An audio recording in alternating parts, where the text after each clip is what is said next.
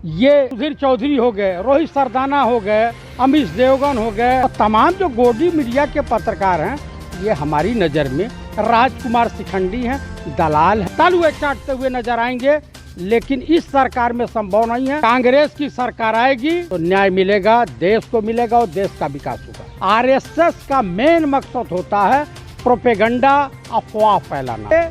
ये सबसे बड़े ये आतंकवादियों का ग्रुप हो गया है, ये टेररिस्टों का ग्रुप हो गया है गोदी मीडिया। आखिरी गोली किसी ने चलाया तो सत सनातनी ब्राह्मण चंद्रशेखर आजाद ने चलाया। और उसके बाद इस देश आधुनिक भारत का कोई निर्माता हुआ तो पंडित जवाहरलाल नेहरू को कहा जाता है। संदीप पात्रा कहाँ चित्थड़ की बात आप ला दी है? ये तो नाली का कीड़ा है, ये गोबर है। भाई ये बताइए, गोबर में कोई लात मारना चाहेगा, छीटा किसको उसी के ऊपर पड़ेगा। इसके खिलाफ टिप्पणी क्यों करने जाऊँ? मैं आपको बता देना चाहता हूँ, 17 जिला बाढ़ से पीड़ित रहा, आज भी बाढ़ से लोग पीड़ित है, भूखों मर रहे हैं। छात्र, विद्यार्थी, बेरोजगार नौजवान रोजगार के लिए परेशान है। आठ की हांडी एक बार चढ़ती है, बार बार नहीं चढ़ती।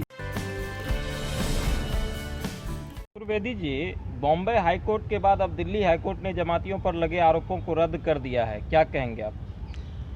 देखिए, वो रद्द तो होना ही था, क्योंकि ये पूरी की पूरी संघ और बीजेपी मिलकर के जो हिंदू मुस्लिम का खेल खेल रही थी।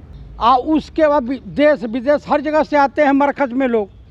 तो ये लोग सोचे कि कोरोना महामारी चाइना में फैली हुई है और विदेश से लोग आए हैं, तो इनके ऊपर तो हम जड़ दो।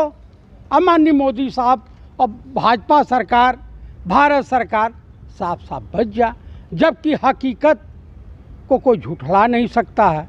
हकीकत ये है कि माननीय मोदी साहब भारत में कोरोना को पैदा करने वाले, लाने वाले, विदेश से आयात करके लाने वाले माननीय मोदी साहब हैं। न डोनाल्ड ट्रंप आते, न इस देश में कोरोना फैलता। और अब माननीय प्रधानमंत्री को देशवासियों से और मरकज में आए हुए तमाम मौलवी और मौलानों से माफ़ी मांगना चाहिए इस घिनौने कुकृत्य के लिए। चतुर्वेदी जी, सुधीर चौधरी जैसे पत्रकार जो कोरोना बम जमाती को बताते थे, आज वो माफी तक नहीं मांग रहे हैं, क्या कहेंगे आप? अरे भाई, राजकुमार शिखंडियों के खिलाफ मैं पहले ही बोल दिया। ये सुधीर चौधरी हो गए, रोहित सरदाना हो गए, अमीश देवगन हो गए, अरविंद गोस्वामी हो गए, रजत शर्मा हो गए, चित्रा त्रिपाठी हो गई, श्वेता सिंह हो गई, उसके बाद इसका क्या नाम है, अंजना ओम कश्यप हो गई। और तमाम जो गोदी मीडिया के पत्रकार हैं, ये हमारी नज़र में राजकुमार शिखंडी हैं, दलाल हैं।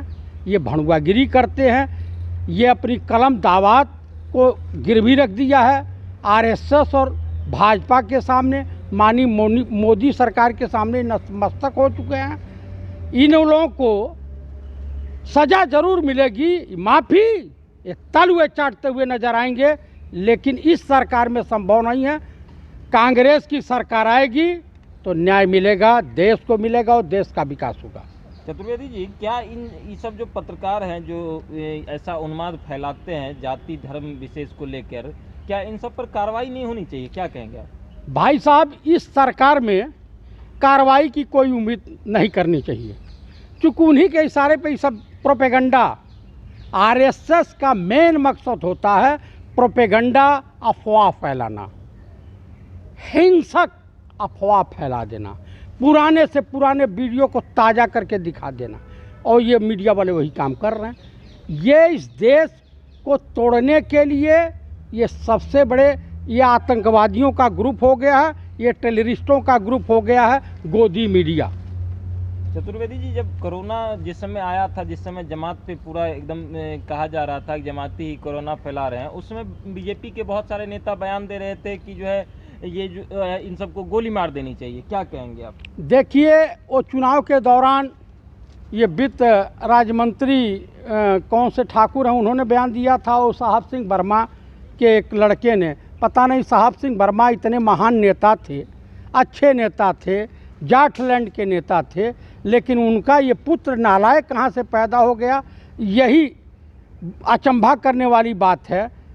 साहब सिंह वर्मा साहब की आत्मा अगर कहीं विचरण कर रही होगी तो अपने बेटे के कुकर्मों को देख करके पछता रही होगी।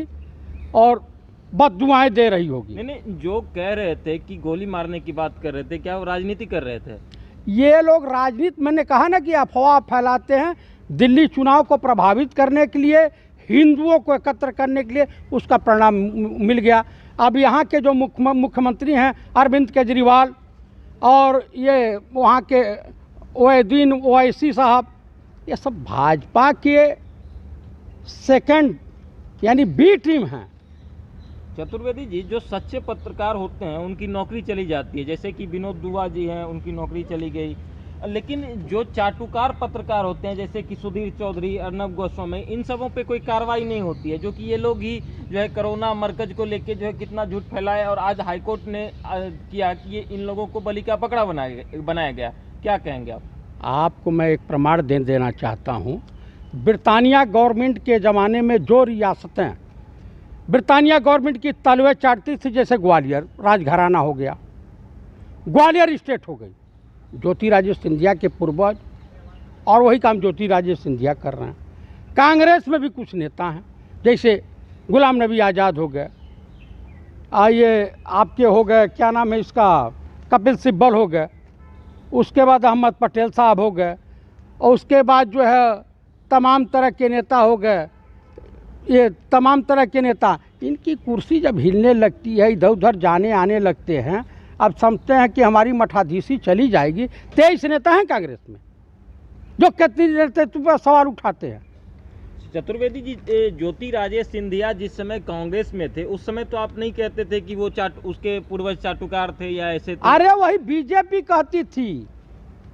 इन्होंने जो है देश की वीरांगना झांसी की रानी लक्ष्मीबाई की हत्या करवाई। तो आज वही बात कह रहे हैं जो बीजेपी कहती थी। मैं बीजेपी की बात नहीं कर रहा हूँ, सत्यता है, इतिहास इसका साक्षी है, इतिहास गवाह है। ब्राह्मणों के ऊपर आरोप लगा है, चंद्रशेखर आजाद की जासूसी करने वाला कोई तिवारी ब्राह्मण था, वो आरएसएस का था। भारत में स्वतंत्रता आंदोलन की पहली गोली किसी ने चलाया? स्वच्छ सनातनी ब्राह्मण मंगल पांडे ने चलाया, और आखिरी गोली किसी ने चलाया तो स्वच्छ सनातनी ब्राह्मण चंद्रशेखर आजाद ने चलाया। और उसके बाद इस देश आधुनिक भारत का कोई निर्माता हुआ तो पंडित जवाहरलाल नेहरू को कहा जाता है, जिसके सामने पूरा विश्व नतमस्तक रहता था। चतुर्वेदी जी, जमातियों को जिस तरह से डिफेम किया गया, तो क्या वो न्याय के लिए जो उम्मीद छोड़ दें, क्योंकि वो मुसलमान है इसलिए वो उम्मीद छोड़ दें? मैं एक छोटी सी कविता सुना देना चाहता हूँ। न रहो न निराश करो मन को, कछु काम करो, जग में रहकर कुछ नाम करो। यह जन्म हुआ किस अर्थ हो, समझो इसमें कोई अर्थ हो। संबित पात्रा जैसे प्रवक्ता आज खामोश क्यों हैं, कि जो कल गोली मारने की बात करते थे, कि कहते थे कि इन सारे जमातियों को गोली मार देनी चाहिए, आज वो कहाँ हैं, क्यों नहीं माफ़ी मांग रहे हैं? क्या कहेंगे? संदीप पात्रा, अरे कहाँ चित्थड़ की बात आप ला दिए। ये तो नाली का कीड़ा है, ये गोबर है। इस भाई ये बताइए, गोबर में कोई लात मारना चाहेगा, छीटा किसको, उसी को ऊपर पड़ेगा। मैं इसके खिलाफ टिप्पणी क्यों करने जाऊं? ये तो गपलगच्च है। इस देश की जनता, चाहे हिंदू हो मुसलमान हो, वो दंगा फसाद नहीं चाहती है, वो अफवाहों पे नहीं जीना चाहती है। इस समय सबके पास रोजी रोटी का संकट गहराया हुआ है, और लोगों का रोजगार जा रहा है, लोगों की नौकरी चली गई है, 22 करोड़ के करीब लोग बेरोजगार हो गए हैं। बिहार चुनाव में इनका तम्बू खड़ जाएगा, इनको प्रमाण मिल जाएगा, चूँकि वहाँ शेरे बिहार श्याम सुंदर सिंह धीरज, तारिक अनवर, माननीय राहुल गांधी के नेतृत्व में पूरा चुनाव होगा। जितनी विधानसभा होगी उनके दिशा निर्देश पर चुनाव होगा, और देखिएगा हम जीत हासिल करके आएंगे। वहाँ कांग्रेस यूपीए गठबंधन की जीत होगी और एनडीए का सुपाड़ा साफ हो जाएगा। इससे संदेश चला जाएगा, चाहे ईवीएम भी सेट करावें या कुछ भी करावें। आप चतुर्वेदी जी, बिहार चुनाव में, लोकसभा चुनाव में भी यही कांग्रेस के सारे प्रवक्ता कहते थे, सारे नेता कहते थे, लेकिन चुनाव का रिजल्ट कुछ और हुआ। क्या कहेंगे?